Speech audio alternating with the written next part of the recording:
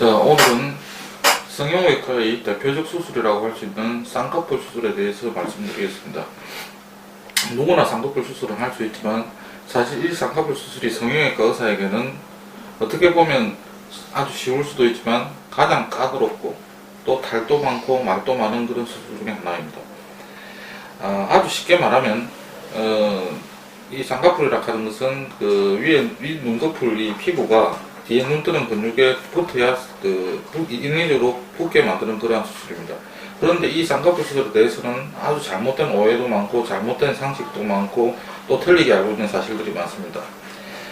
눈이 작은 경우에는 눈이 좀 더 크고 또렷하게 보이게 하고 또 인상이 날카로운 경우에도 속쌍꺼풀만 있더라도 아주 선하고 부드러운 이미지로 바뀌게 합니다. 가장 많이 하는 오해 중에 하나가 우리가 쌍꺼풀 수술 중에 흔히 말하는 매몰법, 즉 째지 않고 찝는 수술로 하면은 안 째니까 아주 자연스럽고, 째고 하는 절개법은 째니까 피도 많이 나고 부자연스러울 것이라는 오해를 많이 하시는데 그게 가장 잘못된 오해 중에 하나입니다.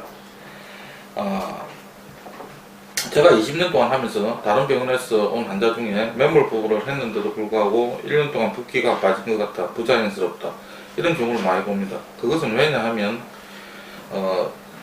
쌍꺼풀이 생기려면 피부와 뒤에 눈뜨는 근육 사이에 방해하는 조직이 없어야 됩니다.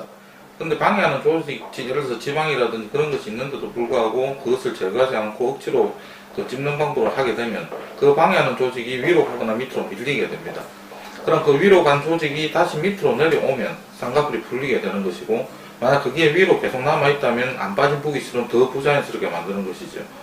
그래서 만약에 그런 경우에는 적절히 지방과 방해되는 조직을 제거를 해주고 붙여줘야만이 더욱더 자연스러운 쌍꺼풀이 되는 것입니다. 따라서 피부도 아주 얇고 지방도 없고 눈도 비교적 큰 경우에는 절개법을 하든 매몰법을 하든 자연스러운 쌍꺼풀이 잘 나오지만, 눈도 작으면서 두껍고 이런 눈은 매몰법을 했다면 거의 99% 풀리든지 더 부자연스럽게 됩니다. 절개를 한다고 해서 흉터가 크게 남는 법은 거의 없고, 제가 20년 동안 해오면서 저한테 받은 쌍꺼풀 환자 중 다른 불만은 있을 수 있겠습니다만서도 부자연스럽다든지 흉터가 크게 보인다든지 그런 경우는 단 한 번도 없었습니다. 그리고 다른 성형수술과 마찬가지로 이 쌍꺼풀 수술은 특히 욕심을 내면 안 되는 수술입니다.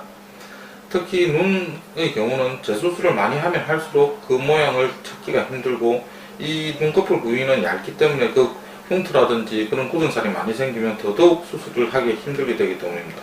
만약에 작고 자연스럽게 된 경우에는 다음에 만약에 본인이 원하면 크게 재수술 하기는 비교적 쉽습니다.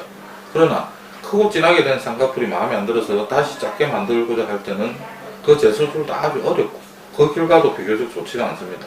따라서 다른 수술도 마찬가지겠지만 특히 이 쌍꺼풀 수술만큼은 항상 모질한 듯이 해야 실패를 하지 않습니다.